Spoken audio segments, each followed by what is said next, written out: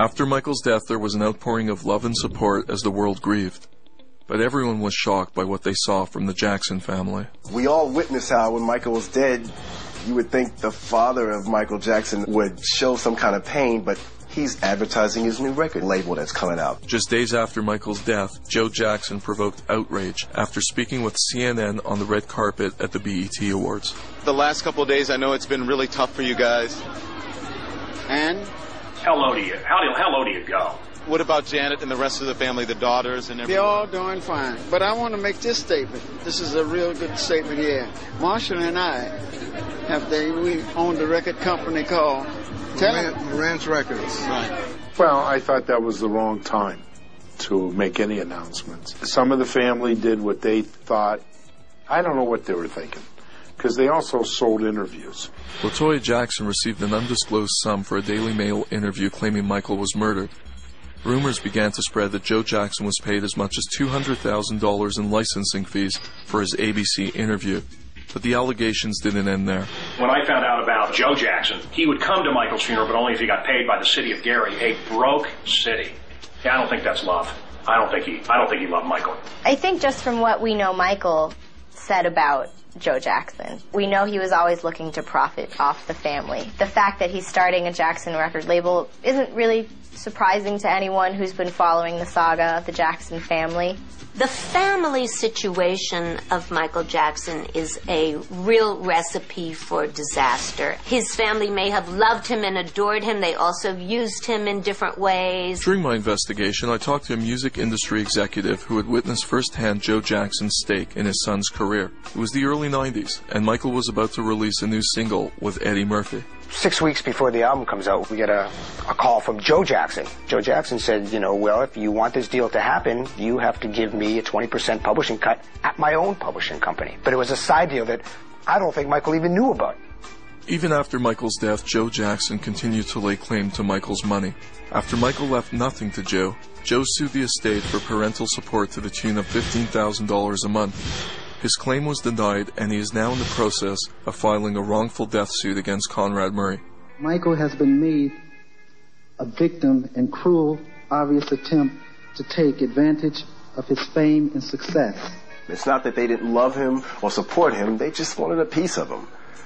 And he didn't have that support from his own father. I gotta say that with all the commotion and criticism about Joe Jackson, he was a dang good father. He was always right there for Michael. No question about it. During the trial, he would come to the courthouse, and I think that Michael loved him to the core. Early on in Michael Jackson's life, if you take a look at the trajectory of his life, he was a child star. If you read the reports about his father was abusive. Michael used to tell me that he was both physically and verbally abused as a child. The kids were pushed really hard.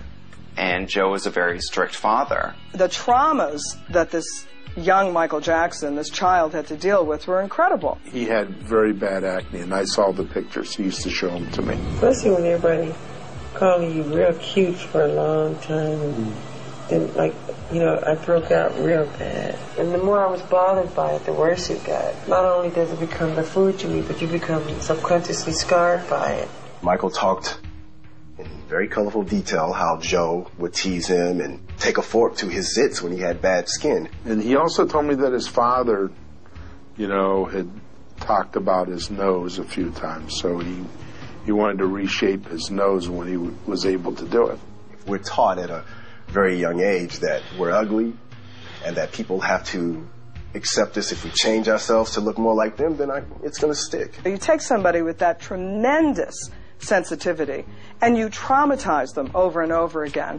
It's no wonder that he ended up with body dysmorphia, basically mutilating himself with plastic surgery. But it's like anything else. Once you do one thing, then you start to notice something else. He always wanted to be slender. He thought he was overweight.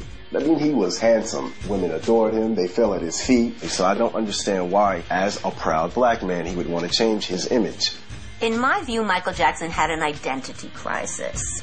He did not know who he was and was not happy with who he was. I'm a black American and I'm proud of it and I'm honored of it. The bleach skin rumor, which is a rumor. I don't bleach my skin. They once said I wanted a white kid to play me as a child, which was a rumor. He was growing up. He grew up in front of our eyes. He wanted to be something different. He would, of course, have all those plastic surgeries to change his nose and cheeks and face and lips and hair, and also his skin color. I think Michael Jackson would do anything to improve his looks in his eyes. Over the years, Michael's changing appearance drew many jokes, wild rumors, and a growing number of doctors who refused to confirm the extent of Michael's surgeries. When you're a star of that magnitude, you're going to find somebody that's going to do exactly what you want, because nobody will say no to you.